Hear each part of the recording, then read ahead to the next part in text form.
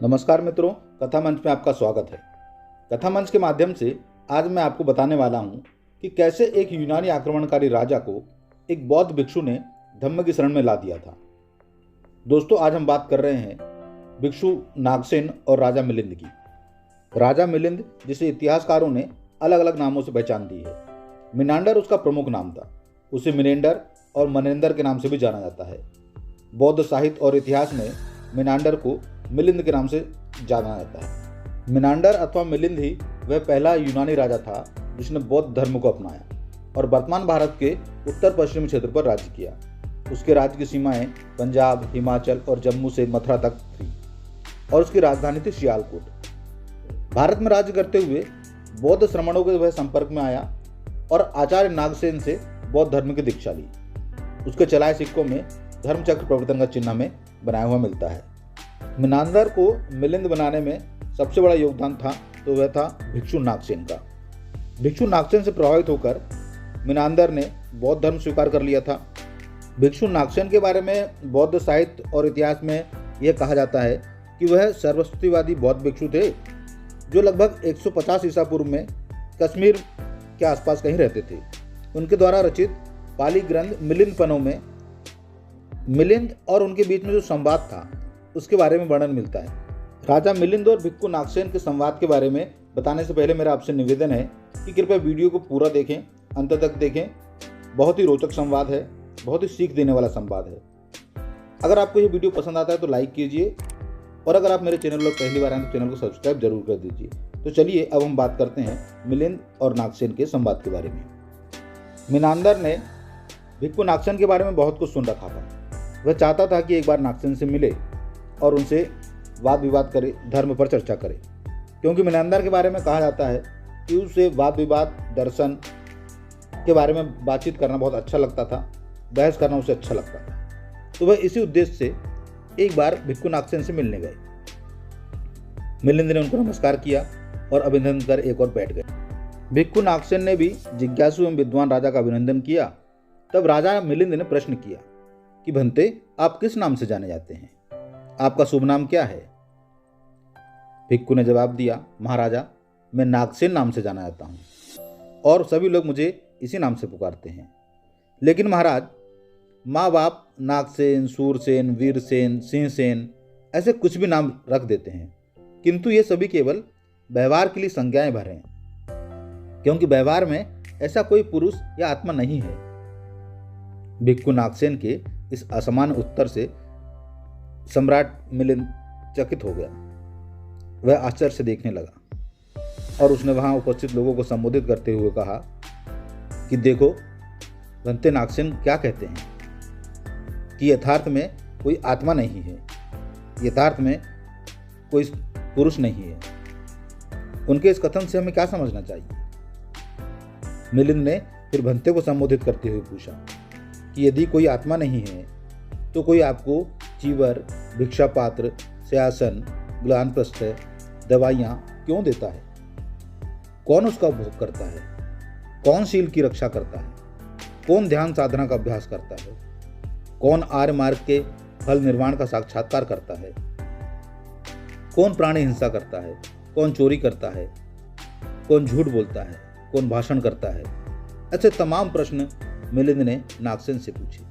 राजा मिलिंद ने फिर कहा कि भंते नागसेन, यदि कोई आपकी हत्या कर दे तो किसी की हत्या नहीं हुई, क्योंकि आप तो मानते ही नहीं कि नागसेन नाम की कोई भौतिक वस्तु है, कोई भौतिक जीव है। और अगर ऐसा नहीं है तो आप तो कोई आचार्य भी नहीं हुए, कोई उपाध्याय भी नहीं हुए, आपका कोई पद भी नहीं हुआ और आपको सब नागसेन नाम से पुकारते हैं। तो यह नागसेन क्या है? क्या ये आपके बाल नागसेन है? क्या आपके ये रोम नागसेन है? क्या आपके नाक, दांत, चमड़ा, पेट, पसली, ये आप नागसेन है? क्या है नागसेन फिर? मिनांदर सवाल पे सवाल पूछते गया। भिक्षु नागसेन उसका जवाब नहीं में देते रहे। वह कहते रहे कि यह केश नागसेन नहीं है, यह नाखून नागसेन नहीं है। वह जो पूछ रहे थे उसका जवाब मिल रहा था कि नहीं, यह नागसेन नहीं है। अंत में मिलिंद ने उससे पूछा कि मैं पूछते पूछते थक गया हूँ, किंतु नागसेन क्या है इसका पता नहीं लगा। तब क्या नागसेन केवल एक शब्द मात्र है? आखिर नागसेन है कौन? भंते, आप झूठ बोलते हैं कि नागसेन कोई नहीं है। मीनांदर के सवालों का जवाब देते हुए भिक्खु नागसेन ने कहा कि महाराज, आप बहुत दूर से आए हैं। गर्म बालू और कंकड़ों से भरी इस भूमि पर पैदल चलकर आने से आपके पैर दुख गए होंगे, आपके शरीर में पीड़ा हो रही है। क्या आप पैदल चलकर आए हैं या किसी सवारी पर आए हैं? मीनांदर ने कहा, नहीं भंते, मैं पैदल नहीं बल्कि रथ पर आया हूँ। तब भिक्खु नागसेन ने मीनांदर से कहा कि महाराज, आप रथ पर आए हैं तो मुझे बताएं कि आपका रथ कहाँ है। मीनांदर ने रथ की ओर हाथ से इशारा किया। तब भंते नागसेन ने पूछा, राजन, क्या वह ईशा रथ है? राजा ने कहा, नहीं भंते। क्या उसका अक्ष रथ है? राजा ने कहा, नहीं भंते। क्या उसके चक्के रथ हैं? राजा ने कहा, नहीं भंते, चक्के रथ कैसे हो सकते हैं? भिक्षु नागसेन ने फिर पूछा कि क्या उसका पंजर रथ है? क्या उसकी रस्सियां रथ हैं? क्या घोड़ों की लगाम रथ है? क्या चाबुक रथ है या घोड़े रथ हैं? लेकिन मीनांदर ने सबका जवाब नहीं दिया कि नहीं, यह रथ नहीं है, नहीं घोड़े रथ नहीं है, नहीं रस्सी रथ नहीं है। तब भिक्षु नागसेन ने राजा मिलिंद से कहा कि महाराज, मैं आपसे पूछते पूछते थक गया हूं, किंतु यह पता नहीं लगा कि रथ कहाँ है। आपने तो उधर इशारा किया था कि मैं उस रथ से आया हूं। क्या रथ केवल एक शब्द मात्र है? वह रथ कहाँ है जिससे आप आए हैं? आप इस जम्बूद्वीप के सबसे बड़े राजा हैं, भला किसके डर से आप झूठ बोलते? फिर भंते नागसेन ने वहां उपस्थित लोगों से कहा कि आप लोग सुने, राजा मीनांदर ने कहा था कि मैं रथ पर यहां आया हूं, किंतु मेरे पूछने पर कि रथ कहाँ है वे मुझे नहीं बता पाए। क्या उनकी बात मानी जा सकती? राजा मिलिंद ने कहा, भंते, मैं झूठ नहीं बोल रहा। इस आदि रथ के अवयवों के आधार पर केवल व्यवहार के लिए रथ है ऐसा कहा गया है। महाराज, बहुत ठीक, आपने जान लिया कि रथ क्या है। इसी प्रकार मेरे केस इत्यादि के आधार पर केवल व्यवहार के लिए नागसेन एक नाम है।